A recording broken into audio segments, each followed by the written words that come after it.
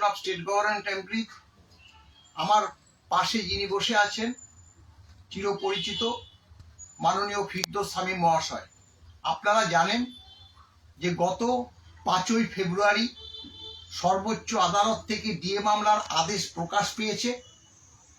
যেহেতু 25% মহার্ঘ ভাতা ইমিডিয়েট এফেক্টের কথা বলেছে, আমরা ওই দিনই একদম বিকেল 4টের মধ্যে আমরা যে রায়ের কপি মাননীয় মুখ্য সচিব এবং মাননীয় অর্থ সচিবের কাছে আমরা তা জমা দিয়ে এসেছি।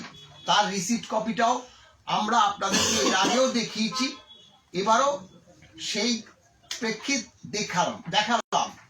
পরবর্তীকালে দেখুন, যেহেতু বলেছে যে ইমিডিয়েট এফেক্ট, গত 5 তারিখে আমরা যেহেতু দুটো অর্ডারই অফিসিয়ালদের কাছে দিয়ে এসছি, তারা রিসিভ করেছে, অতএব তারা জেনেও গেছে যে ডিএ এখন যে 25% দিতেই হবে। কিন্তু তা আজ পর্যন্ত না পাওয়ার জন্য আজকে যে তাদেরকে আলটিমেটাম দিল মাননীয় ফিরদৌস শামীম মহাশয়, এবং তা আমরা জমা দিয়ে আসলাম। আদালত অবমাননার নোটিশ আজকে সার্ভ করলাম মাননীয় মুখ্য সচিব এবং মাননীয় অর্থ সচিবের নিকট। কারণ ইমিডিয়েট এফেক্ট অবশ্যই বলেছে, কিন্তু আজ পর্যন্ত যেহেতু কোনো ইনফরমেশন আমরা সরকারের কাছ থেকে পাচ্ছি না, মাননীয় মুখ্যমন্ত্রী বলেছে যে আমরা একটা কমিটি করছি, কিন্তু সেই কমিটি করেছে কি করেনি সেটা তো আমাদের দেখার কথা নয়। করলে করুক, সেটা কি আদালতে অবমাননা সামিল হবে না? কারণ সর্বোচ্চ আদালত যেখানে একজন উচ্চ পর্যায়ের কমিটি গঠন করেছে, এবং আপনারা জানেন যে 25% যতক্ষণ না দেবে, পরবর্তী 75% নিয়ে কিন্তু এই যে হাই পাওয়ার কমিটি, তারা সরকারের সঙ্গে কথাই বলবে না। তাহলে তাদের কিন্তু আগে 25% মেটাতে হবে। তাই আমরা 7 দিন দেখলাম, আজকে 8 দিনের মাথায় আমরা কন্টেম্প নোটিশ আমরা প্রদান করে আসলাম। এই হচ্ছে মূল কথা।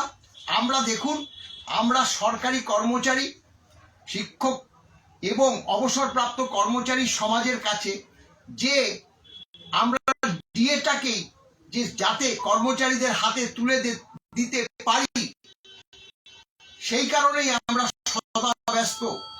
এবং এই ব্যাপারে আমাদের আইনজীবী মাননীয় ফিরদৌস শামীম আমাদের যেভাবে সহযোগিতা করে চলেছে, তার জন্য তার প্রতি আমরা কৃতজ্ঞ।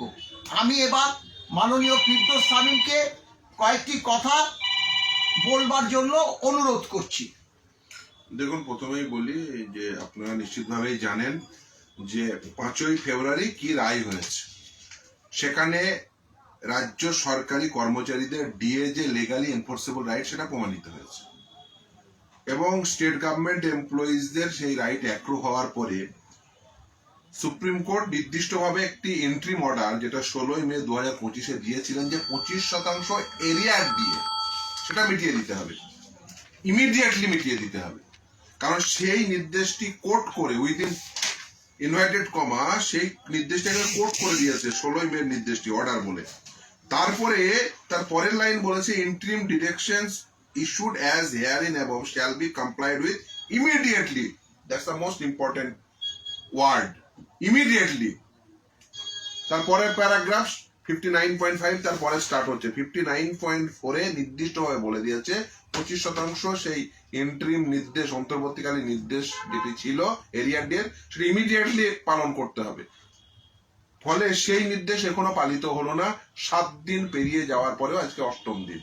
ফলে খুব স্বাভাবিকভাবে আদালত অবমাননার নোটিশ, যেটা মলয়বাবু বললেন, তিনি এসেছিলেন তাকে যা আইনি পরামর্শ দেওয়ার, এবং সেই অনুযায়ী এই নির্দেশনামা অমান্য করার জন্য আদালত অবমাননার নোটিশ, সেটা খুব স্বাভাবিক। কর্মচারীরা বারবার ফোন করছেন, জানতে চাইছেন যেটা যে আমরা এটা আদৌ পাবো কিনা।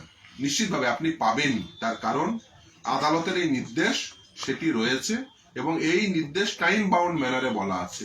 তার কারণ আপনারা দেখেছেন এই পড়েছেন, জেনেছেন, বুঝেছেন যে 6 মার্চের মধ্যে হাই পাওয়ার কমিটি তৈরি করতে হবে, প্রথমে ইমিডিয়েটলি 25% এরিয়া দিয়ে, তারপরে একটা হাই পাওয়ার কমিটি এবং তারা ঠিক করবে টোটাল অ্যামাউন্ট কত দিতে হবে এবং কতগুলো ইনস্টলমেন্টে দিতে হবে, সেটা 6 মার্চ। এবং ফার্স্ট ইনস্টলমেন্ট, কমিটি নির্ধারিত ফার্স্ট ইনস্টলমেন্ট, সেটা পেমেন্ট করতে হবে 31 মার্চের মধ্যে। আর কমপ্লায়েন্স রিপোর্ট, স্ট্যাটাস রিপোর্ট, সেটা জমা দিতে হবে 15 এপ্রিল 2026। ফলে খুব পরিষ্কার যে আদালতের নির্দেশ না মেনে কোথাও যেতে পারবেন না এই সরকার। টাইম বাউন্ড ম্যানারে এই নির্দেশ পালন করতে হবে এবং কর্মচারীদের যে আইনসঙ্গত অধিকার, সেই অধিকার মোতাবেক তাদের প্রাপ্য অধিকার মিটিয়ে দিতে হবে। 25% এরিয়া দিয়ে ইমিডিয়েটলি, বাকি 75% কমিটি নির্ধারিত ইনস্টলমেন্ট ওয়াইজ মিটিয়ে দেবেন। কর্মচারীদের এই অধিকারকে কেউ খর্ব করতে পারেন না। সরকারের উচিত ইমিডিয়েট মিটিয়ে দেওয়া, না করলে আদালত অবমাননার প্রসিডিংস যেটা ইনিশিয়েট হয়েছে নোটিশ দেওয়ার মাধ্যমে আমরা পরবর্তী ধাপও করব। এবং এই যারা রেসপন্সিবল থাকবেন তারা খুব স্বাভাবিকভাবে আদালত অবমাননার যে নির্দিষ্ট রীতিনীতি রয়েছে সেই নির্দিষ্ট রীতিনীতি অনুযায়ী তাদের ফেস করতে হবে আদালতকে।